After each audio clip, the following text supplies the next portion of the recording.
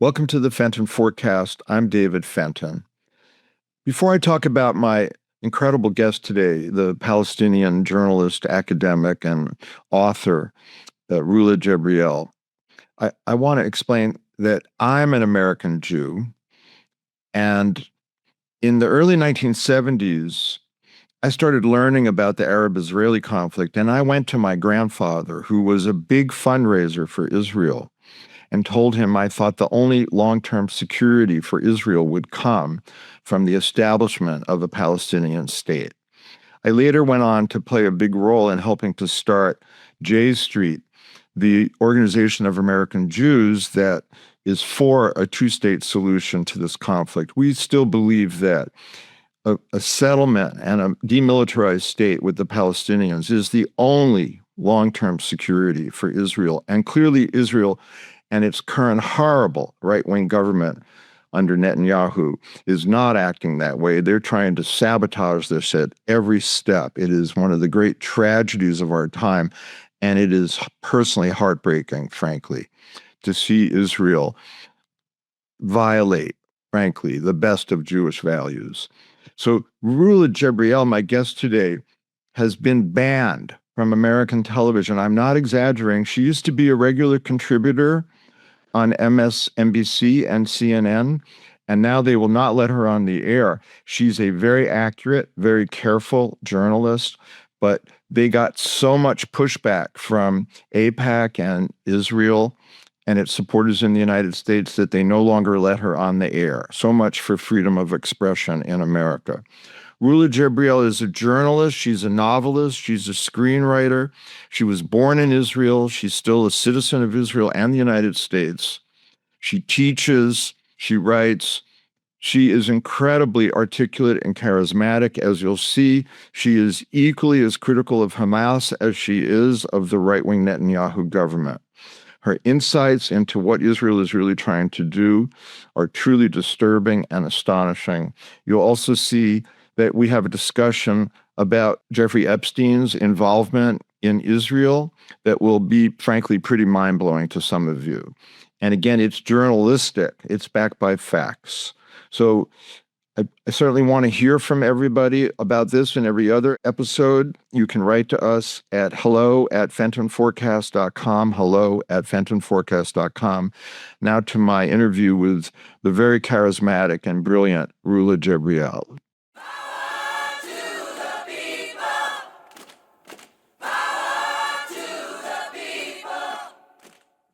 Rula Jebreal, welcome to the Fenton Forecast, and we're going to talk about the future and the history of the Middle East. And you have a unique perspective on this because you were born in Israel to Palestinian parents. Your mother died early, and you were raised in an Israeli orphanage, a Palestinian orphanage. That's right.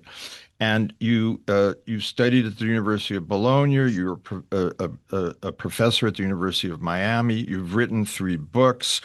You used to be regularly on American cable television, but because you became understandably critical of their biased coverage, you're on there much less today. You have a very large social media following. I also want to mention that you're married to a Jewish New Yorker, and you're also fluent in Hebrew, Arabic, Italian, and English. So this all gives you a very unique perspective on the situation. So welcome to the program. So the first thing I wanted to ask you is, you watch Israeli television because you speak Hebrew. And what are you seeing? What do you see watching Israeli TV that Americans don't? Well, for a long time, first of all, I just want to correct that I was a visiting professor at the University of Miami. I taught a course about genocide and propaganda alongside another professor of the University of Miami for 7 years. The one thing that distinguished my reporting from my colleagues here in the United States was my knowledge of Arabic, both Arabic and Hebrew, and also obviously staying in touch with where the country was heading in Israel. I think in 2018, there was a turning point when the Israeli parliament and government legalized Jewish supremacists, and they passed a law called the Nation State Law, which basically uphold Jewish supremacy as the law of the land. It's called, so basically, the law says that only Jewish Israelis and only Jews have the right to self-determination. Everybody else, no. Meaning Palestinians, Christian, Muslim, whatever, Druze, they don't have a right of self-determination. And then alongside that, there is a deep push in the Israeli society for the Greater Israel Project. So what you're looking at today in Iran, in Lebanon, in Palestine, is the implementation of that project. And that could not happen and cannot happen without America being used as a weapon to implement that project. But you have to go back to, I think, the 90s. During the Oslo Agreement, the Palestinians agreed for peace with Israel. They signed an agreement. 80% of the Palestinians decided that, they withdrew the claim that they belong in the historical territory of Israel. They basically conceded 80% of their historical territories. They accepted 22% of the land. And yet Israelis continue to expand the expansionist settler policies. But that went hand in hand with a huge turn to the right. The right wing in Israel start lobbying against the peace agreement, saying it's a treason, it's against their biblical law, it's against their understanding of scripture regarding the Greater Israel, the building of the Third Temple. So there's religious fervor that start criminalizing and inciting against both Palestinians and Israelis who agreed to the negotiation. We saw in the country rallies where the prime minister who signed the agreement was portrayed as a Nazi, right? Where people were holding his pictures wearing a Nazi SS uniform, calling him a traitor, and that culminated in his killing by an Israeli fanatic, Igal Amir, in 96. You're talking about killing Prime Minister Rabin. Exactly, Prime Minister Yitzhak Rabin. And from then, there was a huge push by hardcore Zionists, together with religious fanatics, together with Christian Zionists, to state that anybody that would negotiate with the Palestinians or concede territory is a traitor and need to be killed. And we saw massacres after massacres. I mean, at the height of the Oslo Agreement, after the Palestinians conceded, we saw this big massacre in Hebron, where an Israeli fanatic, Baruch Goldstein, went into a mosque and killed Palestinians as they were worshippers, as they were praying during the Ramadan. And we saw the people celebrating that mass murder, that homicide. He was hailed as a hero, exactly like the guy that killed Yitzhak Rabin was hailed as a hero. And that came in a moment where immediately after there was 9/11, and 9/11 created in the mind of a lot of Israelis, especially the establishment, especially Netanyahu, who said, this would be good for us. Imagine saying the massacre of 3,000 Americans is good for Israel. He meant basically that he will use fear, paranoia, Islamophobia, and the desire for vengeance, retaliation in Israel's favor. And he succeeded. He pushed for the Iraq war.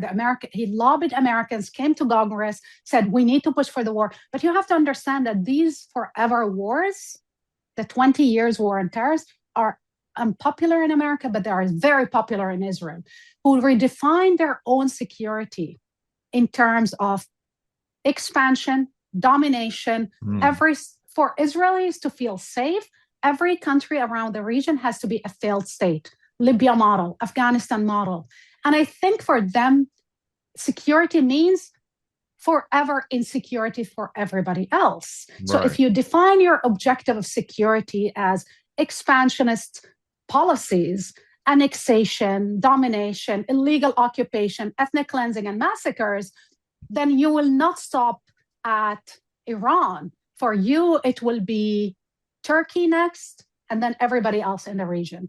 So to understand Israel today, you have to understand what happened with Yitzhak Rabin and the killing and the incitement, the campaign of incitement against Rabin. But also you have to go back even further and understand Kahanism, the Jewish rabbi, the terrorist, convicted terrorist, who endorsed Meir Kahane, who endorsed all the policies that we are seeing at play today in the Middle East, from the genocide, ethnic cleansing, illegal annexation, occupation, forever wars, state-sponsored terrorism of the settlers in the West Bank, but also expansionist policies and a strategy based on death and destruction forever.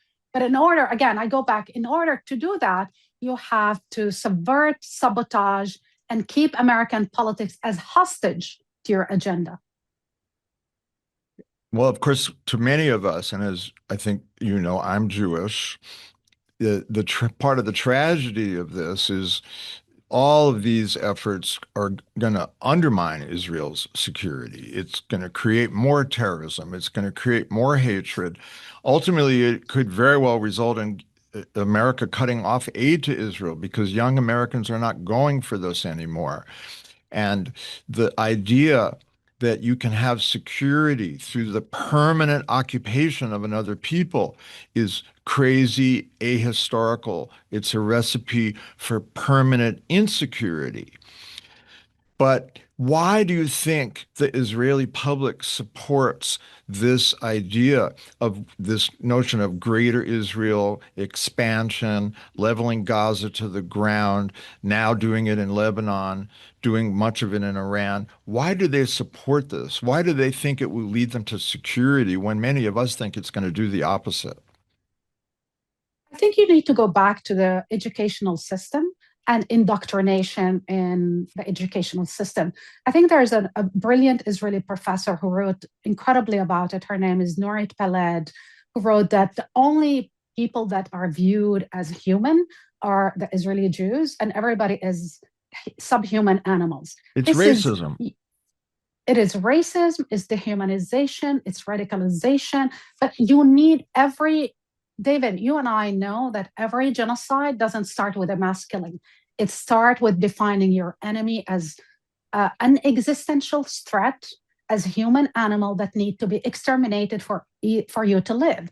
I mean, I was watching a video that I believe I sent it to you, an average Israeli woman, secular, normal, and when she was asked, what do we need to do? She said, atomic bomb in Iran, drop on them an atomic bomb. This is actually a very popular view. And then what do we do with the Arabs? 400 million people live in the region. She said, the best Arab is a dead Arab, kill them all.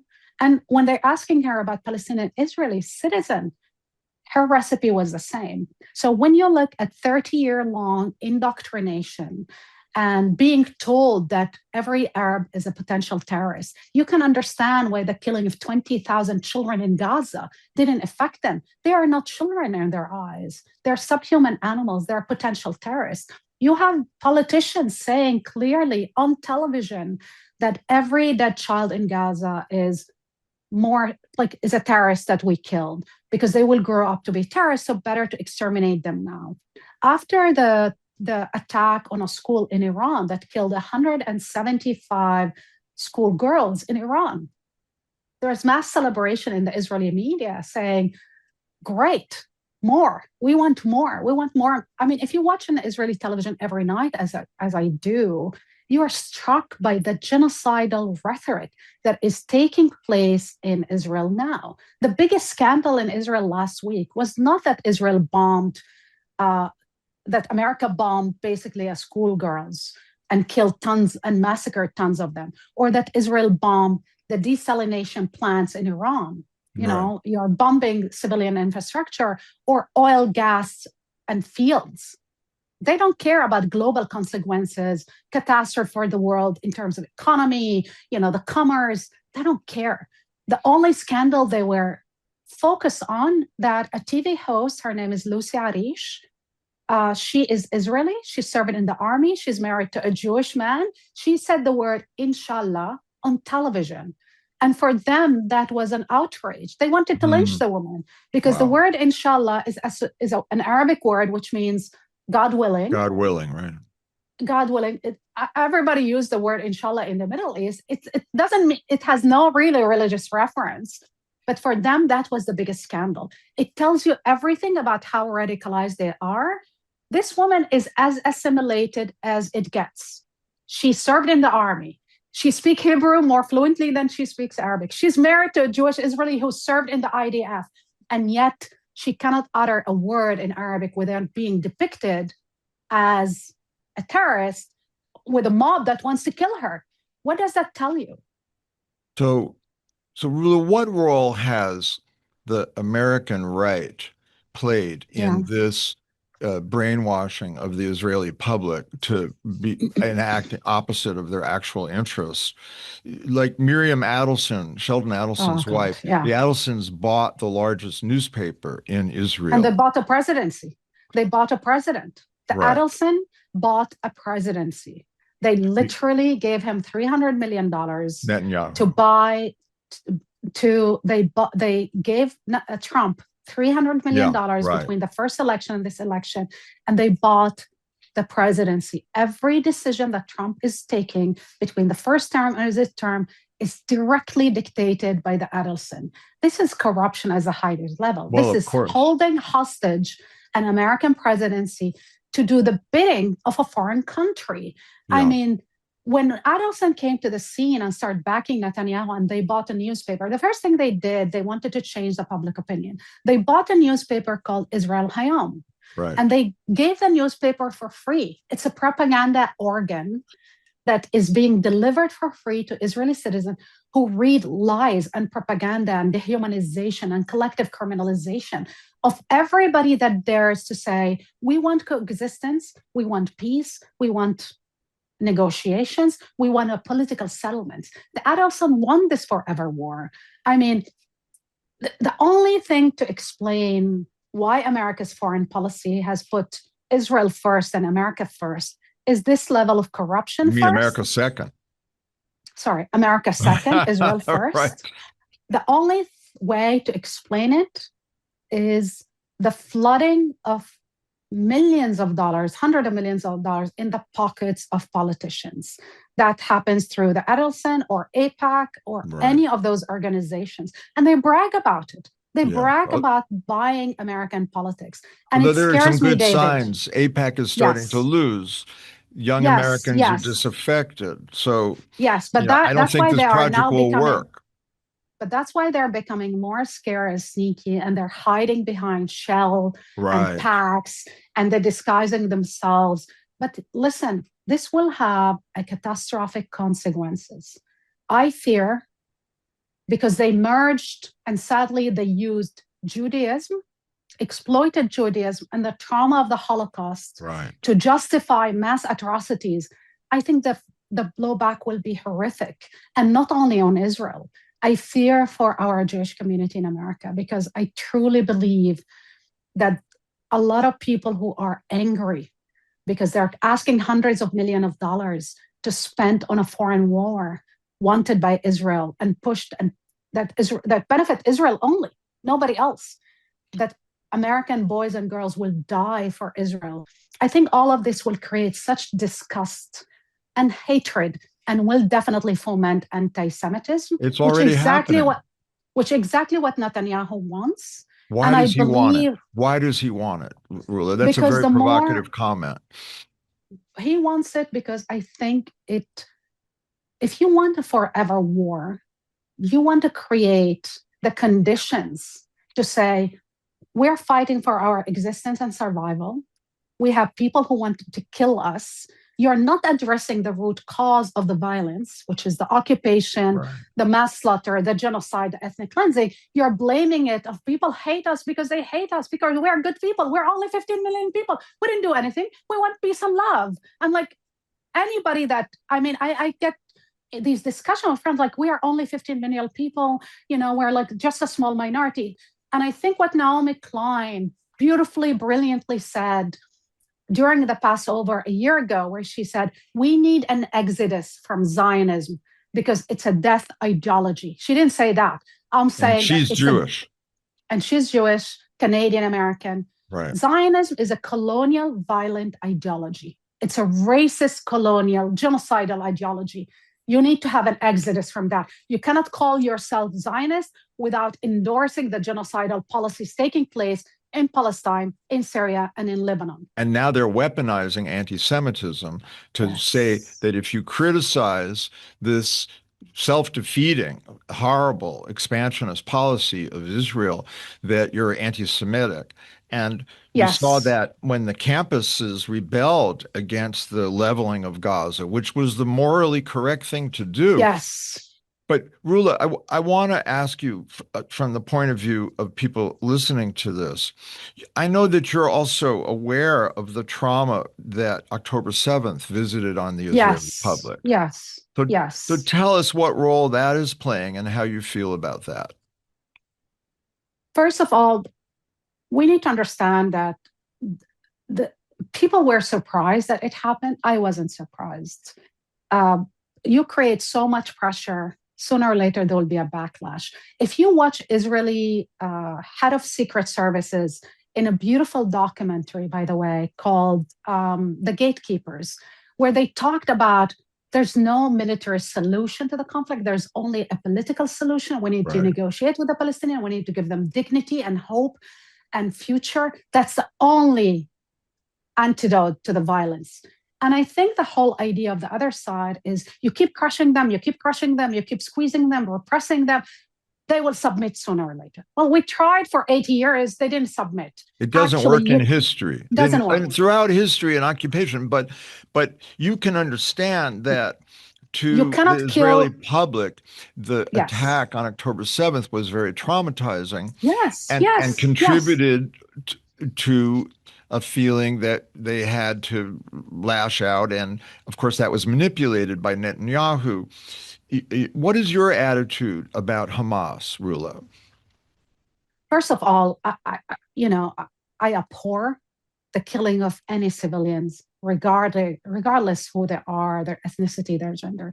I think Hamas committed war crimes and needed to be held accountable for the war crimes they committed against Israeli civilians, many of whom, especially near the border, were actually pacifists. The killing of a civilian is, is an atrocity, whether you are Ukrainians, whether you're Afghani, or anybody that. And I think one of the reasons why there was a lot of people were horrified by those atrocities, by the mass killing. Uh, but also let me push back or say when Netanyahu did the agreement to release Sinwar, Right. the head of Hamas, in 2011, I believe, he released Sinwar knowing that Sinwar never killed an Israeli in his life, but he killed a lot of Palestinians, Right. many Palestinians, because he thought they were collaborating with Israel. Right. So you're releasing a mass murderer, thinking, oh, he will be a good guy to dominate Gaza somehow. But also, Sinwar, while sitting in prison, he had a brain cancer, and Netanyahu was the one that actually ordered the therapy that saved his life.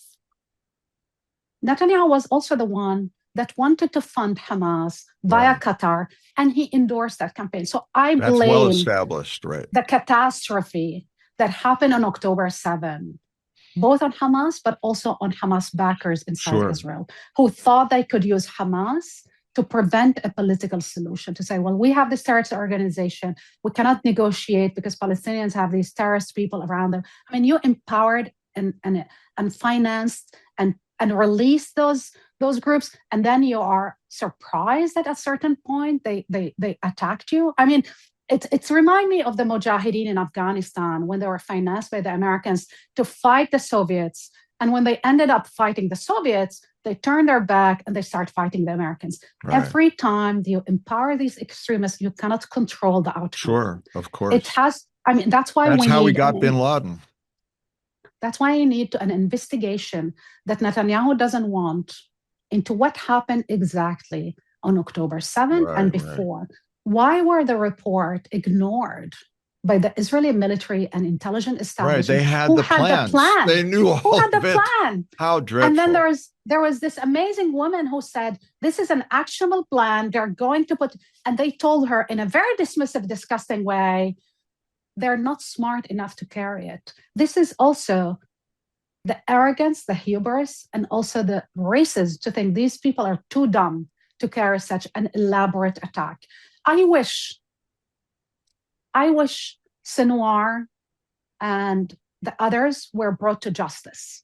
Because I think it was important that instead of acting a vendetta against all Palestinians and saying that they all Hamas, to distinguish between actually the Palestinians who fought against Hamas, criticized Hamas, went to the border in contravention to Hamas order and wanted actually a political solution. That happened in 2018. Right. The March of Return and others.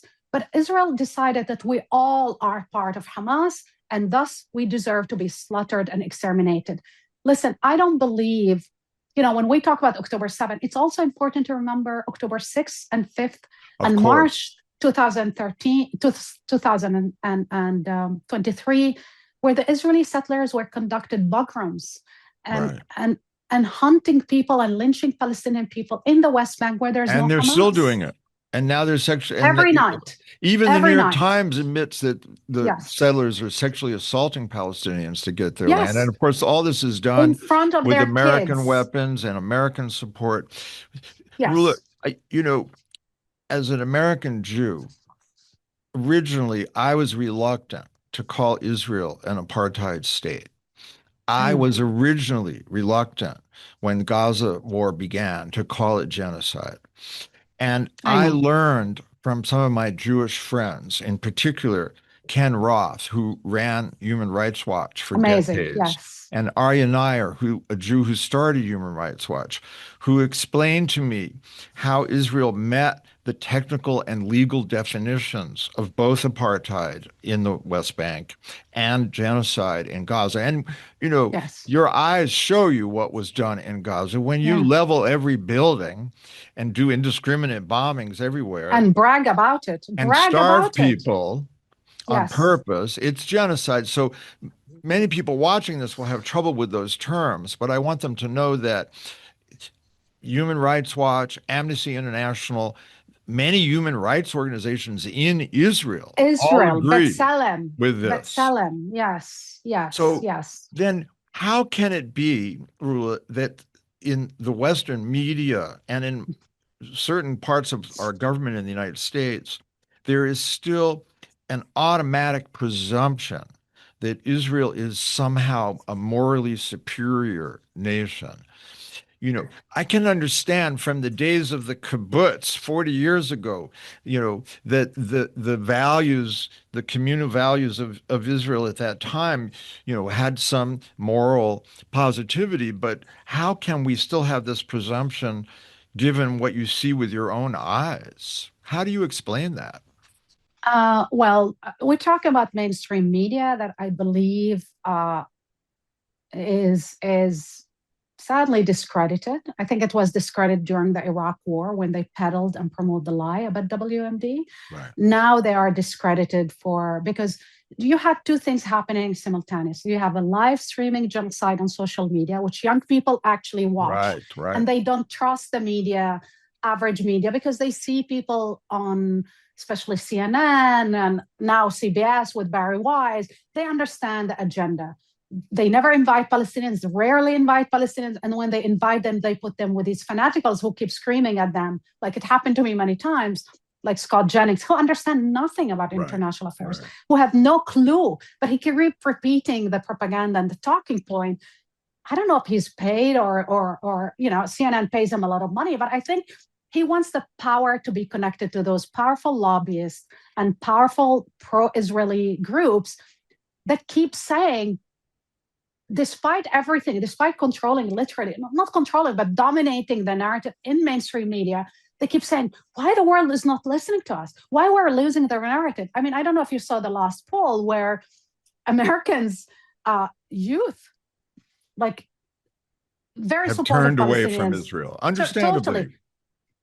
I mean, Israel truly decimated its reputation in the world when they post. We had Israeli soldiers themselves posting online and bragging about their war crimes, putting live videos of them committing war crimes, and then complain if they go around the world and people are like shunning them. It's like, we don't want to deal with you. You're a criminal.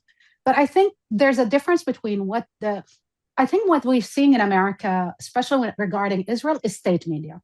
it's not really independent journalism. The fact that Netanyahu wouldn't allow independent international journalists into Gaza, and they still won't. Still want, but also they still repeat the Israeli talking point after it's been proven over and over again they're lying. Yeah. For me, the turning point was the massacre of 15 paramedics in Gaza in March 2024, where they killed them, literally slaughtered them. They buried their ambulances, and then in a shallow grave. And then we discovered through a video of one of paramedics who debunked all the talking points. They were not armed. They had their sirens on, and yet they slaughtered them as if they were like cows. And then they lied about it. And then they opened an investigation. They closed the investigation saying exactly that they followed the moral code. I don't know what moral code of an army that allow you to mass slaughter paramedics. And then recently, there's on-camera rape of Palestinian detainees at the military dungeons, at the military torture camp called Sderot Man. And the 5 Israeli soldiers who raped those detainees, some of them were died because of that rape, like Dr. Adnan al-Borsh, who happened to be a surgeon, a brilliant surgeon from Gaza. They were raped to death. They shoved inside of their rectum sticks and hot sticks. They rupture they burst their intestines. They broke their ribs. Many of those people died, and the Israeli justice system decided to close down that investigation. And under the pretext, the detainees were sent back to Gaza. That was a decision that Israel took. So we don't have the witnesses, so we cannot go ahead. When they had the video, they had a video of the rape. So what kind of moral army that allow the rape of people, that allow the mass murders of medics and children? And then it's like, that means that there's no justice in Israel. Not only that, that means that rape is a legitimate weapon, that mass murder and homicide is a legitimate weapon. That means that army is acting like, I'm sorry to use this word, but acting like a unit in a Nazi, army. Yeah, it breaks my heart to say this, but it is, people need to, Orwell always said, the party is going to ask you not to believe your eyes and ears. And what our eyes and ears show us is that Israel is purposely bombing hospitals. It's purposely bombing mosques. It's purposely bombing schools. As you said, it's purposely killing journalists. It's purposely bombing paramedics. It's doing this now in Lebanon. It's starting to do it in Iran. And Syria? And so the notion, and this of course is with American support, American money, American weapons, we have a rogue state, what Jeffrey Sachs calls a murderous rogue state. It's heartbreaking to me. I was raised on a very different vision of Israel. And as I think you know, I helped start J Street, the Organization of American Jews that supports a two-state solution and has long said that Israel needs to stop the occupation because it will endanger the security of Israel. So, but also it's illegal. It's illegal. Of course. It's criminal. Well, that's why with Trump, the law doesn't matter anymore. Listen, when you asked me, the first question was like, how did we get here? We got here because there was an Iron Dome in the media against criticizing Israel. Well, that's a great I blame also not only the political Iron Dome that was given to Israel politically, diplomatically, financially, and military by the government. I blame the US media. Whatever will happen to Israel in the future in terms of endangering its own security, you contributed to that by preventing sane, normal, moderate voices from telling you the truth. Once you decide the truth is okay to sacrifice, you actually put yourself in front of a world that can see the truth, that is disgusted by the truth, but you continue actually to hide the truth from the American public opinion. It reached a point where, when Larry Ellison, when Netanyahu came here in September 2025 and said, we need to buy the media and we need to buy TikTok and we need to, because he understands that he has to push the envelope further. It's not sufficient that the media is totally like carrying out the Israeli narrative. It's not sufficient. He wants them to carry out full-blown propaganda. And that's why they bought CBS. And that's why they put Barry Weiss, who had no credential, and she's turning every guest she hosts is to repeat the talking point that the public opinion in America understand those are lies. It's not going to work. The Allison are going to lose tons of money for nothing, but at least they can feel that they did something and what they did contributing to the downfall of Israel. That Iron Dome in the media will not work. Will not work. Of course not. The internet will not allow it to work. Rula, what happened to you? You used to be regularly on MSNBC and CNN, and as I understand it, you started internally telling them that they had a biased, one-sided pro-Israel view, and then they stopped letting you on. Is that what happened? That's also, but not only. I mean, I remember I used to be invited by Joy Reid, sometimes by Chris Hayes. At but remember when MSNBC, right? MSNBC, but also on CNN. Jonathan Greenwald went on television. He was Let's tell invited people by who he is. He's the head of the Anti-Defamation League. He's the guy basically now saying that if you criticize Israel's military policy, you're anti-Semitic. But also, he's the guy that went and testified at the Israeli parliament, the Knesset, in July this year. And he said the following. He said, we need the kind of genius Badger attack that you carried in Lebanon. That, by the way, the Badger attack in Lebanon was a terrorist attack. That was terrorism. When you use a device to kill people. Oh, you mean the pagers? The pager attack. Right. That is terrorism. He said we need to use that kind of genius on U.S. campuses to fight anti-Semitism. He did? Oh, my goodness. He endorses terrorism against critics of Israel on U.S. campuses, right? He is the guy that went on national television after October 7 and said any criticism of Israel basically is anti-Semitism. He called voices who are critical of the policies and trying to have nuanced analysis of how did we get here? He basically called them a spokesperson for Hamas, and immediately the networks panicked and went on a shutdown mode because these networks are corporations. They're cowards. They panicked. They prevented Palestinians from appearing. Remember, they actually froze. They had Mahdi Hassan. They had Ayman Muhyiddin and others. And for a while, actually, they froze them. It's like, yeah, you don't go on air. Mahdi had to leave. I was invited rarely by Joy Reid, sometimes and then they kicked out Joy Reid because of her views regarding Israel. I have no doubts that behind the scenes, somebody campaigned for Joy Reid to be fired. And then I was sometimes invited on CNN, except the difference on CNN, they will put you on panels with these literally ignorant thugs. And people who would be shouting in your face, they didn't care about they kept calling me Hamas. I was like, what are you talking about? Like, I'm trying to talk about analysis. And I remember exactly the moment where their moment was, we're talking about the Riviera, when Trump talked about the Riviera in Gaza, turning Gaza into Riviera, whatever. I said, it's just, and Scott Jennings was saying, well, he was trying to get the Arabs to do something because they're not doing anything. I said, that's not true. The Arabs offered peace and normalization with Israel 5 different times. All the 5 different times since 2001 were rejected by Israel. It happened like a couple of weeks before going on air. They renewed the same offer, total normalization with every Muslim and Arab country, 55 of them, in exchange of ending the occupation. They refused. And I said on air that, and then he kept screaming at me. I was like, it was shouting in my face. I'm like, I'm not I'm like, don't do that. After the show, actually, I got very upset, both with the producers of the show. I said, don't do that. Don't do that.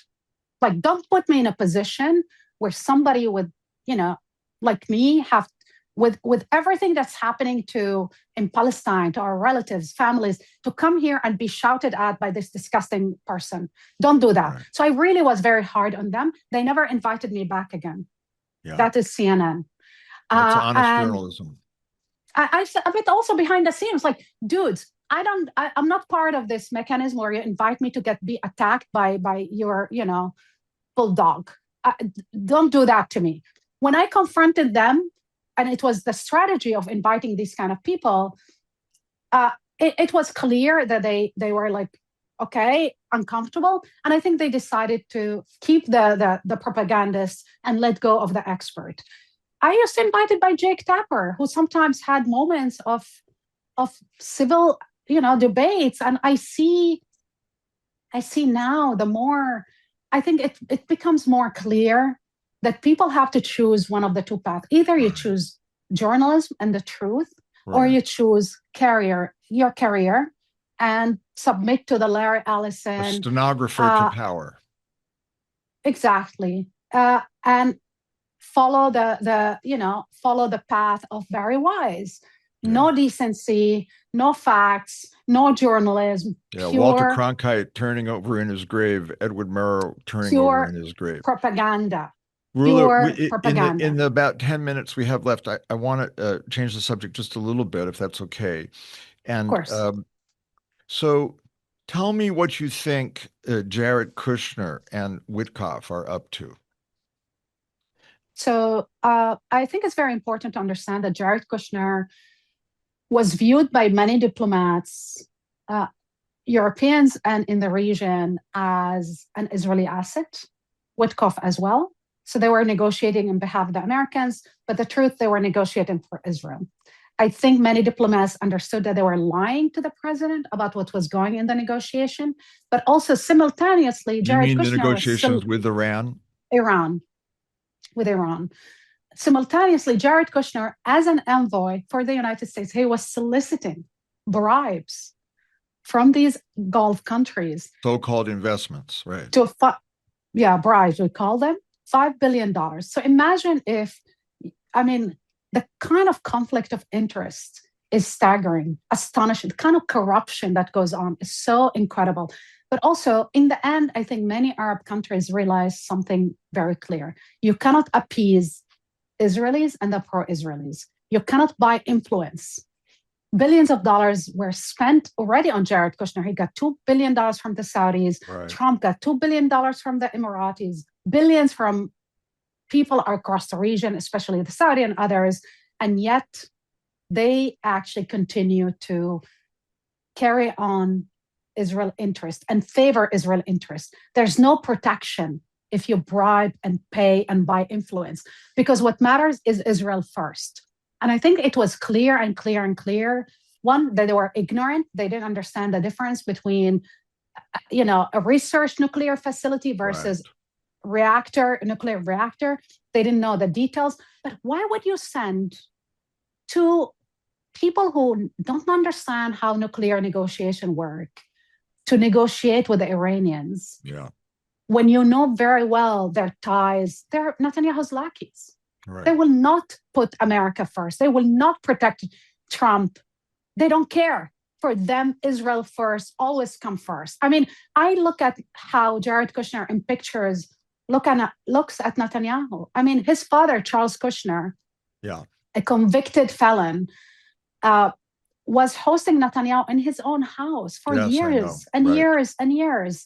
This is the same guy that was sent to France as ambassador. Right. And while in France, he calls the French people anti-Semite for daring to criticize Israel. If I criticize Charles Kushner, Jared Kushner, Charles especially for sending a prostitute to his sister to seduce the husband of the sister, his brother-in-law, and blackmail them, and then try to bribe people left and right. Yeah. The guy is a criminal. Why would you send this guy as an ambassador? Right. That's right. As an ambassador, but then you send Jared, who has no knowledge whatsoever, as your envoy. The whole idea, this is the kind of incompetence that can lead to World War III. That's right, and it may. So let's talk about another question. Everybody wonders, why does Israel get to control American foreign policy for so many decades? And this brings us to the topic of Jeffrey Epstein. And you've talked about this.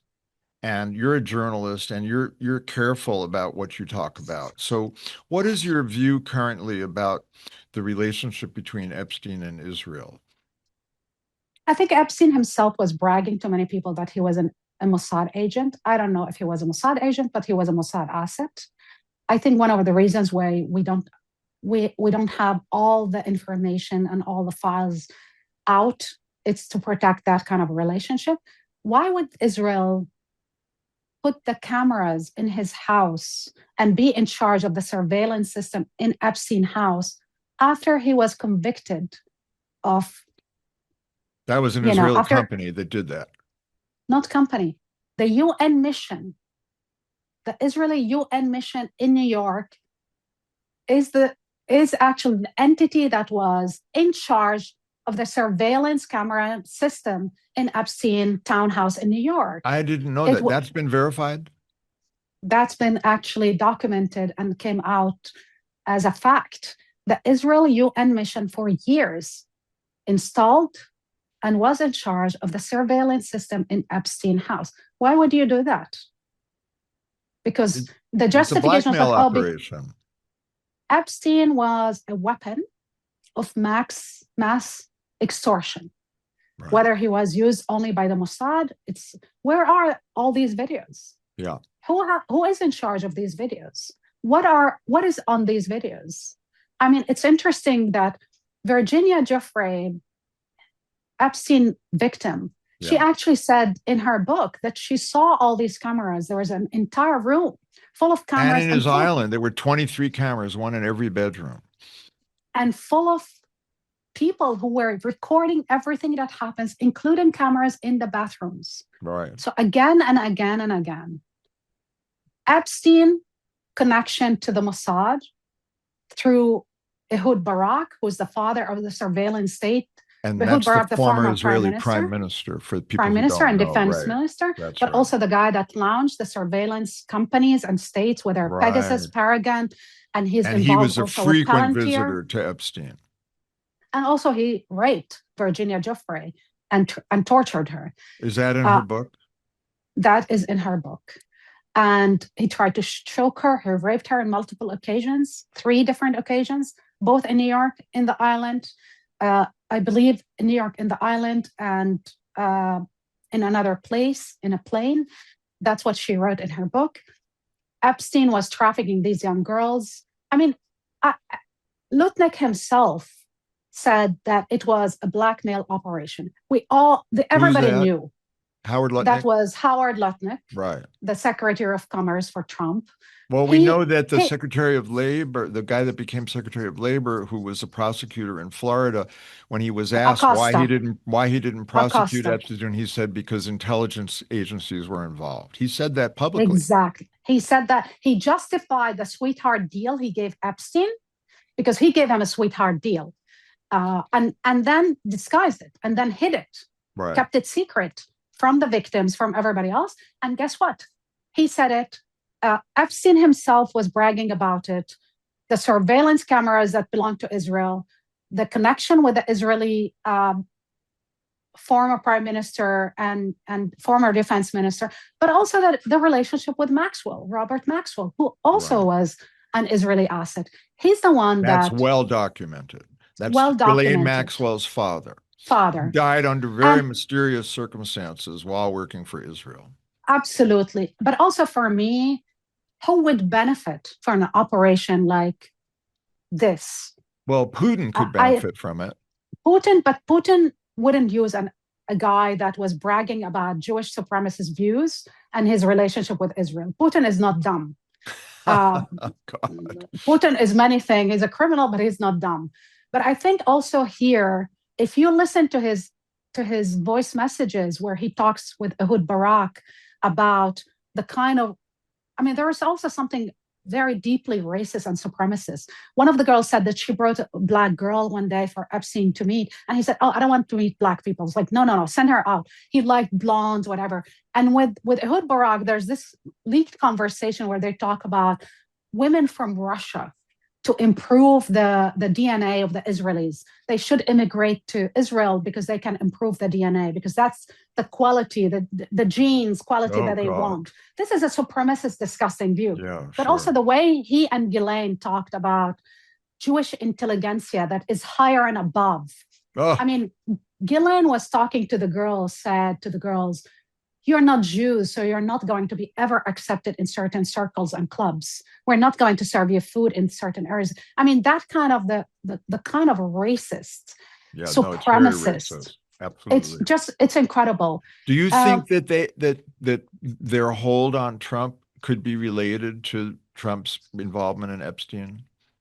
I think this is the most important question of this conversation, Right, and probably we will not know for a long time. right. I would not exclude that theory. I think that theory is grounded in facts and truth, but also there's one thing that was released in an Israeli newspaper. It's called The Time of Israel. And there's this article that really shook me to my core, where the journalist was bragging, saying every time Trump tried to distance himself from our policies, we remind him of the Epstein file. I read that article. I was like, wait 1 second. Netanyahu visited the White House 7 different times in Right. 1 year. Netanyahu, and I believe if I listen to people surrounding Trump, Trump really didn't want this war, campaigned against this war. He wanted an operation like the June last year, where he said, we decimated the nuclear weapons, we're fine. But then the Epstein files start emerging.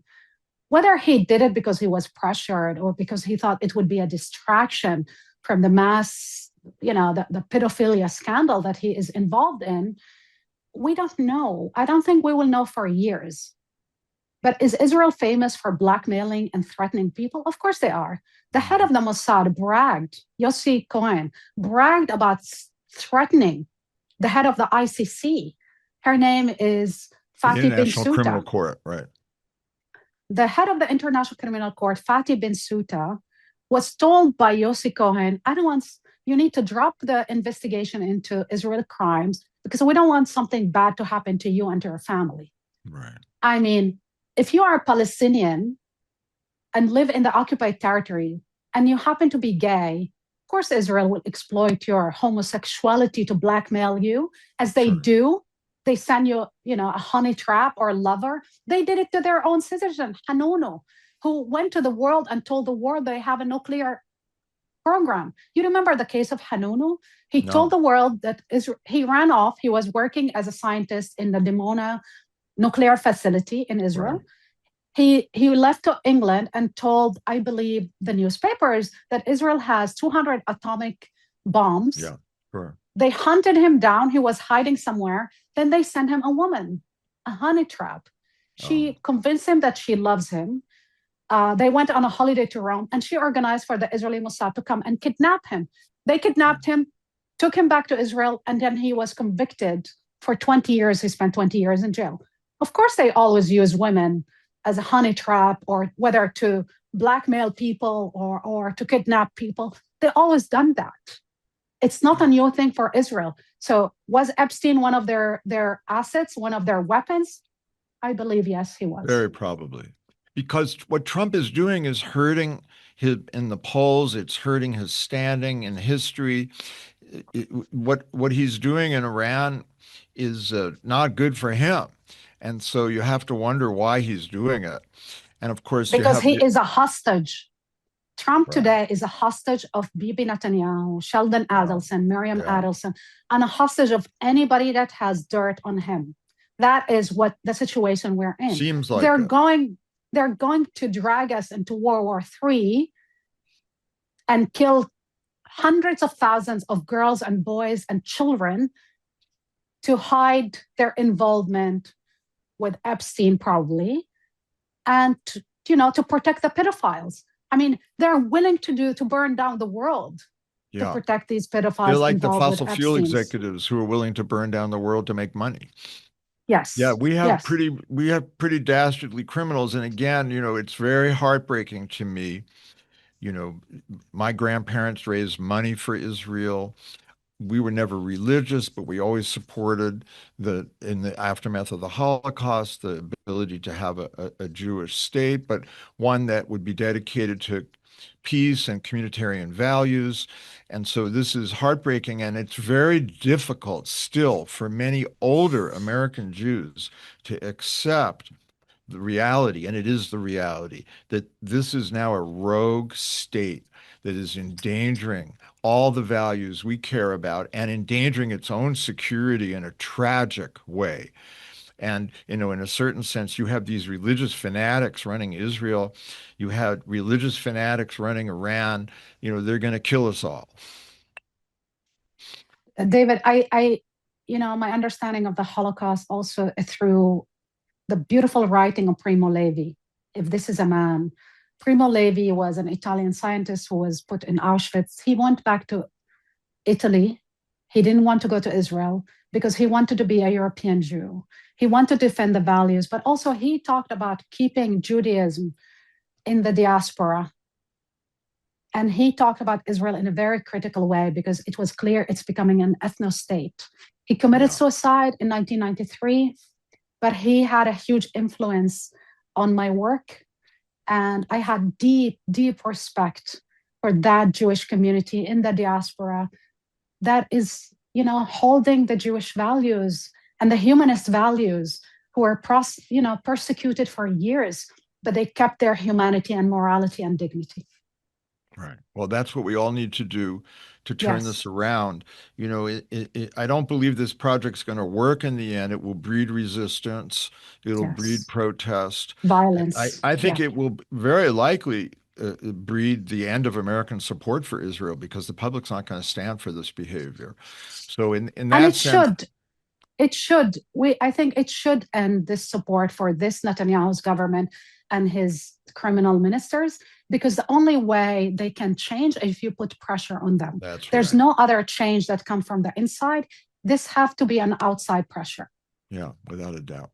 Well, Rula, thanks for spending time with us. I know this is very heartbreaking to all of us. And I know that, emotionally, it's so difficult for you to see this happen to the people that you love. And it's so difficult for all of us. And it is just a tragedy for the world. And, let's push to get to a better place. So thank you very much for being with us, and goodbye.